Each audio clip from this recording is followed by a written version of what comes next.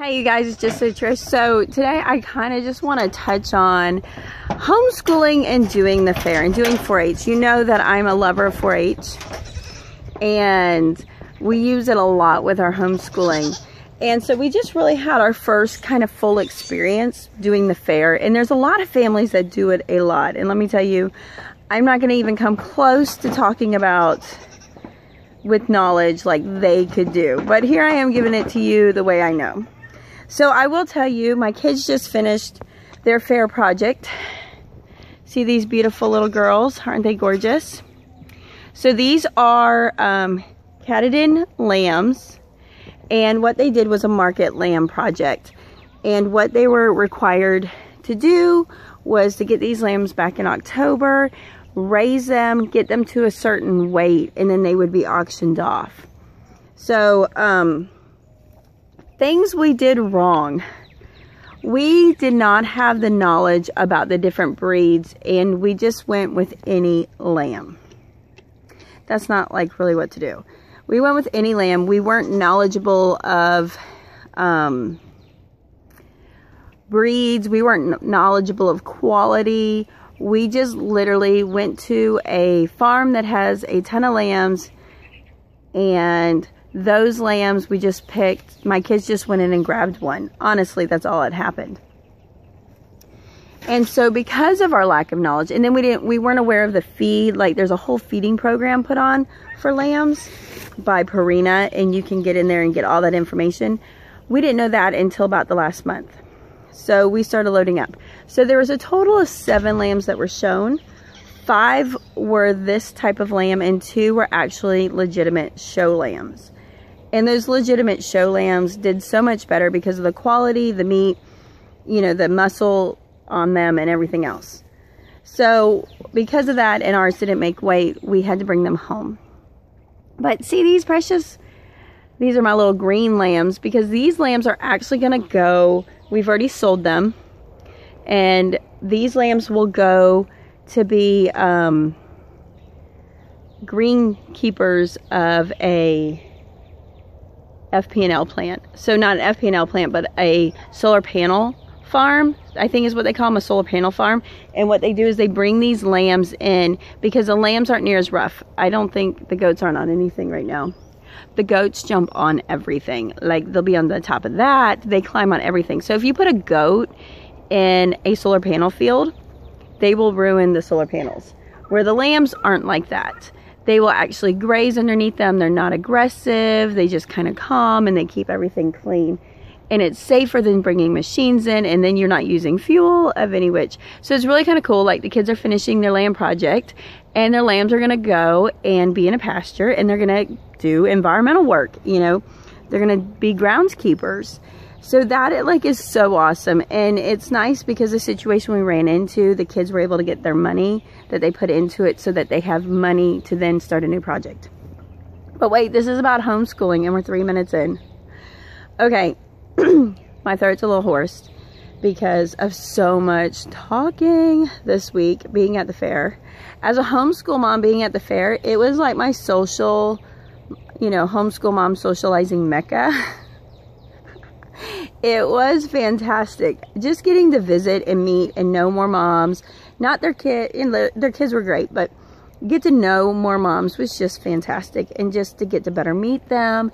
And I really needed that. Next up, so that was awesome. So here's the thing. I'm going to tell you, walking in the fair was so stressful. We had record books that we kind of knew what we were doing. We didn't. We had lambs. We've never done the fair before. And it was very much out of our element. I will tell you, the day before everything had to be submitted at the fair, my kids were like, no, we'll never do this again. This is so much work. It's not worth it. So every day went by, and you know, we learned, and it was crazy because even though we've spent 4 months working on this project with these lambs, we learned more in the last week at fair than we learned leading up to this. And it was just neat because here's all the other lambs in the project. You could talk to the other members, the other children that were doing these projects, and really just learn to collaborate and learn from each other. There was also times that wasn't so pretty at the fair. I'm just not going to lie. And sometimes it was parent-led more than child-led. But I think this is a common thing with even sports. Us parents get very passionate. And, you know, and it's awesome because we're willing to fight for our kids. But sometimes it's misguided because we don't know really everything that we should know about what we're talking about. You know, there's things that we were told, but we're only getting a small slice of the pie of what's really going on. And so then we kind of jump to conclusions. And I will tell you, I've had days where I had that. I'm guilty of that. I was just like, wait, what? And then as everything settled and as the week ended, I seen things in a bigger perspective. But I will tell you, like, I will say that, like, we're having to do some, like, backtracking because my kids just, some poor sportsmanship kind of rubbed off. I hate to say that. I'm really kind of embarrassed and ashamed of that. And just realizing, like, now it's like, wait a minute. We jumped to some conclusions. First year learning, you know, what was your favorite part? The whole thing. I will tell you by the end, my kids loved the show ring. They were not, like, thrilled until, like, after they walked in the show ring and they were done and they're like, I love this. I absolutely love this. And it really just ignited a light and really showed them, like, what they worked for. And I mean, granted, they worked 4 months for 10 minutes in the ring. 10 minutes. But and it was an amazing 10 minutes. And so my children really got a concept of finishing a project. So, you know, we do unit studies sometimes and we buy curriculum and we get into all these things. And what I really love about the whole ag experience, the whole animal project experience, is there's so much to it. And there's so much, like, we're still growing from. Even me as mom, directing them and guiding them to do the things they need to do. You know, one of the big things, and you really don't understand this until you've finished your first year, timeline. Having a scheduled timeline. This is like the beginning process of project management. And having that timeline that helps you kind of know what to expect. So we went in really green, even with goats. We weren't sure, like, when we should be doing certain things, when things will be happening. And a lot of times we didn't know until it happened. And it just comes from experience. So if it's your first year, just kind of, as hard as it is, just relax and just make sure you talk to everybody and know what's going, like, know to be where you need to be, and then you'll understand it later. And so going into our next year, we're going to be a lot more mindful of our timeline and the things that is going to come through. The other aspect is we're going to do more research early on what is, so if we do the lamb project again, which, see how cute they are. How can you not do another lamb project? They're gorgeous. Slow down there, sister. Hay's going down the wrong way. She's coughing it up. Be good. Bless her heart. Anyways, being more selective and finding, although a lot of the ways, like, it was a new thing for our fair to do lambs, and so there was a lot of rush of, like, where do we find lambs? And we had a local provider, but our local provider is not a fair quality standard. It's very much a farm standard. And so you really want to bring the best when you go to the fair. And getting more educated on what to look for in the type of breeds that do the best. You know, now hindsight, we're going to go to the state fair, and we're going to go and we're going to read up on what's winning. Not necessarily like we have to win, but, you know, what is a competible, is that it? You know, competition-wise lamb. And then we're going to do that. We're going to then start now, even though we don't have to get our lambs till fall, we're going to start and looking at farms and breeders that would be reasonable and who's going to make deals for the 4-H kids. So we're working on those aspects. Like, that's what we need to bring to the table. We also we did well towards the end of our project about a feed management, but we're going to get with the feed reps. They take the time to develop these feed programs that, okay, we need to go take the time to have them share with us what they're producing and what they bring to the table for us. So there's that aspect. But we're also learning about being better scheduled so that we're not keeping records at the end of our project, but we're keeping records at the beginning of our project. And the fact that we need to work more on our animals. The time that they put in to that dedication, that perseverance was not there that it should have been.